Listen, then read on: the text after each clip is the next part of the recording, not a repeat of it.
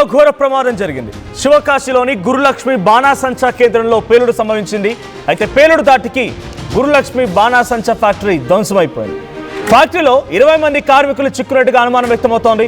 పలువురు కార్మికులు గాయపడడంతో ఆసుపత్రికి తరలించారు. ఫ్యాక్టరీలో పేలుడు తాటికి సమీపంలోని 8 ఇళ్లు ధ్వంసమైపోయాయి. భారీగా బాణాసంచా పేలుడుతో సహాయక చర్యలకు కూడా ఆటంకం కలిగింది.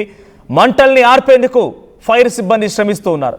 గత ఏప్రిల్లో కూడా పలుమార్లు ఇటువంటి విధంగానే పేలుడు సంభవించి సుమారుగా 25 మంది మరణించారు. సో రీసెంట్ శివకాశి ఇన్సిడెంట్ అంటే గురులక్ష్మి ఫ్యాక్టరీ, గురులక్ష్మి అనేటువంటి బాణాసంచా ఫ్యాక్టరీలో ఈ ప్రమాదం జరిగింది. ఒక పవర్ఫుల్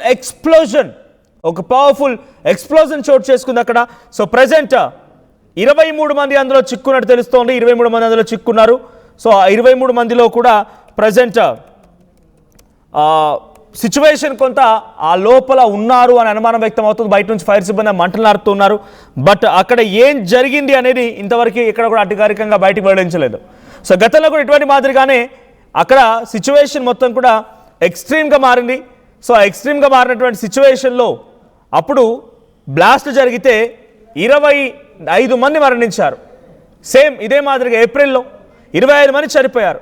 సో నిన్న కూడా అరౌండ్ 3:20 PM 3:20 సమయంలో 19th ఏప్రిల్ రోజున జరిగినటువంటి సంఘటన. అప్పుడు 25 మంది మరణానికి గల కారణము అక్కడ జరిగిన ఇన్సిడెంట్లో అక్కడ ఉన్నటువంటి ఒక కత్తనర్పట్టి విలేజ్లో శివకాశిలోని విదుర్నగర్ జిల్లాలో ఈ ఘటన చోటు చేసుకుంది. సో నిన్న జరిగినటువంటి ఇంకో ఇన్సిడెంట్ ఏంటంటే శివకాశి దగ్గర గురులక్ష్మి అనేటువంటి ఆ బాణాసంచా ఫ్యాక్టరీలో జరిగింది. తమిళనాడులోని శివకాశి బాణాసంచా ఫ్యాక్టరీలో ఎప్పుడు కూడా నిర్లక్ష్యం కనబడుతూ ఉంటుంది. అయితే దానివల్లే ఇటీవల కాలంలో అనేక ఘోరమైనటువంటి ప్రమాదాలు సంభవించినట్టుగా అధికారులు గుర్తించారు. 2026 ఏప్రిల్ 19 తేదీన అంటే ఎగ్జాక్ట్ ఒక 2 నెలల క్రితం శివకాశి సమీపంలోని సర్వైకారన్ పట్టి ఆ చోట ఒక జరిగిన భారీ పేలుడు 25 మంది మరణానికి కారణమైంది. 2025 అక్టోబర్ 12న కూడా పెత్తాలుపట్టి వద్ద జరిగిన పేలుడు 3 కార్మికులు మృతి చెందారు. 2025 జూలైలో కూడా శివకాశి జరిగిన మరో ప్రమాదంలో 5 కార్మికులు సజీవ దహనమయ్యారు. 2012 సెప్టెంబర్న జరిగినటువంటి ముదిలిపట్టిలోని ఓం శక్తి ఫైర్ వర్క్స్ ఫ్యాక్టరీలో అప్పుడు జరిగిన అతిపెద్ద ప్రమాదం సుమారుగా 40 మంది ప్రాణాలు కోల్పోయారు. వరుస సంఘటనలు ఒకదాని తర్వాత ఒకటి జరుగుతున్నాయి. బాణాసంచా ఫ్యాక్టరీలో జరుగుతున్నటువంటి ప్రమాదాలు ఏ స్థాయిలో ఉంటాయో అర్థం చేసుకోవచ్చు.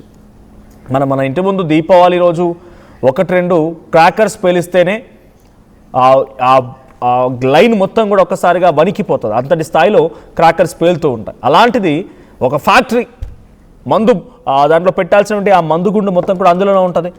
చిన్న పౌడర్ ఉంటుంది, స్పార్కిల్స్ రావచ్చు, పేలవచ్చు. అలాంటిది ఒక ఫ్యాక్టరీ తగలబడిపోయింది అని అంటే ఎటువంటి సిచ్యువేషన్ ఉందో అర్థమవుతుంది. సో అవన్నీ కూడా నివాసాలకు దూరంగా ఉంటూ ఉంటాయి. కానీ అందులో పనిచేసే కార్మికులు మాత్రం తరచుగా ఇటువంటి ప్రమాదాలకు గురవుతూనే ఉన్నారు. ఈ 1-2 ఏళ్ల కాలంలోనే సుమారుగా 500 మంది ఈ ప్రమాదాల కారణంగా చనిపోయారు. ఇన్సిడెంట్స్ చాలా పెద్దగా జరిగినప్పుడు మరణాల సంఖ్య 10-20 అలా ఉన్నప్పుడు మాత్రమే చర్చ జరుగుతూ ఉంది, వార్తల్లోకి ఎక్కుతుంది. కానీ తరచుగా జరిగేటువంటి చిన్న ప్రమాదాలు, అగ్ని ప్రమాదాలు కూడా చాలా పెద్ద సంఖ్యలోనే 1, 2, 3, 4 సీరియల్గా వారానికి నెలకొక మరణం సంభవిస్తూనే ఉంది ఈ ఫ్యాక్టరీస్లో. సో శివకాశిగా జరిగినటువంటి గురులక్ష్మి అనేటువంటి ఒక బాణాసంచా ఫ్యాక్టరీలో జరిగిన ప్రమాదం 23 మంది దాని లోపల చిక్కున్నట్టు తెలుస్తోంది. లోపల ఇంకా చిక్కున్నారు. బయట నుంచి ఫైర్ సిబ్బంది మంటలార్పే ప్రయత్నం చేస్తూ మంటలను ఆర్పుతున్నప్పటికీ వారి ఆచూకీ మాత్రం లభించడం లేదు. సో ప్రస్తుతానికి అధికారికంగా వాళ్ళు చనిపోయారా లేదని అధికారికంగా ధృవీకరించకపోయినప్పటికీ వాళ్ళపై మాత్రం నిజంగానే ఇప్పుడు ఉన్న పరిస్థితి చూస్తూ ఉంటే ఆశలు వదులుకోవడమే కనబడుతోంది. ఎందుకంటే అక్కడ జరిగిన అగ్ని ప్రమాదంలో ఆ చుట్టూటువంటి డేరాలు, ఆ పైనటువంటి పైకప్పు, ఆ ఫ్యాక్టరీ మొత్తం కూడా ధ్వంసమైపోయి తగలబడిపోయి కాలి బూడిదవుతూ బ్లాస్ట్లు అవుతూ క్రాకర్స్ పేలుతూ టామ్ అని సౌండ్లు వస్తున్నప్పుడు ఆ లోపల కార్మికులు ఇంకా సేఫ్గా ఉంటారన్న అవకాశం ఉంటుందా? ఎట్టి పరిస్థితుల్లో లేదు. 20 మంది కార్మికులకు సంబంధించిన ఆచూకీ దొరకడం లేదు.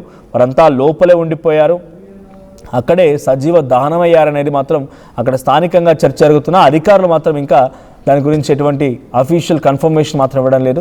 సో తమిళనాడులో జరిగిన ఈ ఘోర ప్రమాదం పైన ఎప్పటికప్పుడు ముఖ్యమంత్రి విజయ్ కూడా ఆరా తీస్తున్నారు. విజయ్ కూడా ఈ విషయం పైన ఆరా తీసినట్టు తెలుస్తోంది. సో ఆయన కూడా ఈ రీసెంట్ డేస్లో అప్కమింగ్ డేస్లో నెక్స్ట్ అక్కడికి వెళ్ళి సందర్శిస్తానని కూడా ఆయన ఒక హామీ ఇచ్చినట్టు తెలుస్తోంది. శివకాశి జరిగినటువంటి ఈ వరుస అగ్ని ప్రమాదాలు, బాణాసంచ ఫ్యాక్టరీలో పేలుడుకు సంబంధించి సేఫ్టీ ప్రికాషన్స్ ఎలా ఉన్నాయి ప్రత్యక్షంగా ఆయన వచ్చి చూడాలనుకుంటున్నట్టుగా విజయ్ కూడా అనౌన్స్ చేసినట్టు తెలుస్తుంది. అట్ ది సేమ్ టైం ఇక్కడ ముమ్మరంగా గాలింపు చర్యలు కూడా చేపట్టండి. అట్ ది సేమ్ టైం ఎటువంటి ప్రమాదాలు జరగకుండా తక్షణ చర్యలు తీసుకోవాల్సిన అవసరం ఉందంటూ కూడా ఆయన ఒక కీలక ప్రకటన చేసినట్టు తెలుస్తోంది. బట్ ఇక్కడ జరిగినటువంటి వరుస ప్రమాదాలు ఈ స్థాయిలో ఉన్నాయంటే ఎటువంటి సిచ్యువేషన్ అర్థం చేసుకోండి.